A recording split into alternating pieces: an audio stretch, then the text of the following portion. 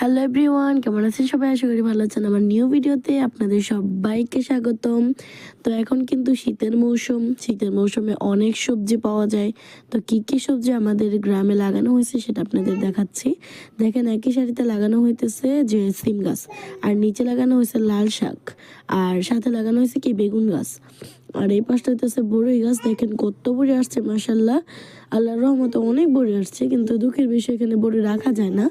বাচ্চারা মানে রাস্তার সাথে তো বাচ্চারা সব মানে নিয়ে যায়। আর এই সাইড দিয়ে দেখেন, এই সাইড দিয়েও মানে সিম গাছ লাগানো হয়েছে, ডাটা গাছ লাগানো হয়েছে, আর অনেক কিছু। এই পাশটা শুকাইছে, আর এই পাশটা এখনো বর্ষার পানি শুকায় নেই ভালো করে। শুকায় যাবো ইনশাল্লাহ, যে রোদ ওঠে শুকায় যাবো। এখানে একটা জার দেওয়া হয়েছে, দেখেন জারটা কিন্তু অনেক পোক্তা করে দেওয়া হয়েছে।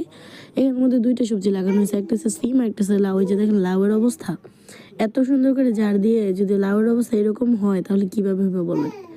তারপরে এই যে দেখেন দুবলাগুলো কাটা হয়েছে, দুবলা গাইটা তারপর বাসায় নিয়ে যেতেছে মাটি ফেলার জন্য। এখানে একটা বিশেষ পাতা আছে জানেন, দাঁড়ান আপনাদের দেখাইতেছি। এটা হচ্ছে টক পাতা।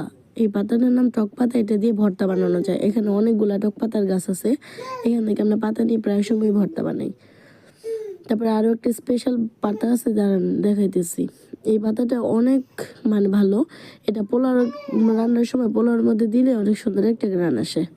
তেজপাতার কাজটা এই পাতাটাই করে।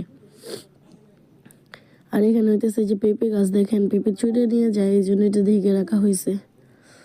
এখানে হচ্ছে বেগুন, আর এখানে তো সবুজের বাংলাদেশ, মানে হইতেছে যে মানে সরিষা লাগানো হয়েছে কিছুদিন আগে। এই সরিষার মানে চারাগুলো উঠছে কেবল, এই জন্য এরকম সবুজ, কিছুদিন পর হলুদ হয়ে যাবে। আর এখানে হচ্ছে মটর শাক, শীতের একেবারে বিখ্যাত শাক মটর শাক, বুঝতে পারছেন? এপার ওপার তাকাইলে এখন সবুজ আর সবুজ, সবুজের আর সবুজ। কিছুদিন পর তাকাইলে দেখা যাবে হলুদ আর হলুদ। এই জায়গাটা একেবারে খিল ফালাই রাখছে, জানি না এখানে কি লাগানো হবে, তবে আশেপাশে যে কয়টা লাগানো হয়েছে সরিষাই লাগানো হয়েছে। আর ফাঁকে ফাঁকে কয়েকটার মধ্যে লাল শাক, এই যে দেখেন লাল শাকে কিন্তু অনেক রক্ত হয়, আর খেতেও কিন্তু মোটামুটি ভালোই। সাথে আবার টমেটোর চারাও লাগানো হয়েছে, আর এটার মধ্যে সরিষা মাত্র চারা হয়েছে, দেখছেন? সরিষার ফুল দিয়ে কিন্তু বড়া বানানো যায়। আর এখানে হইতেছে যে পেঁয়াজ গাছ লাগানো হইতেছে, মানে একই ক্ষেতের মধ্যে অনেকগুলো আইটেম লাগানো হয়েছে।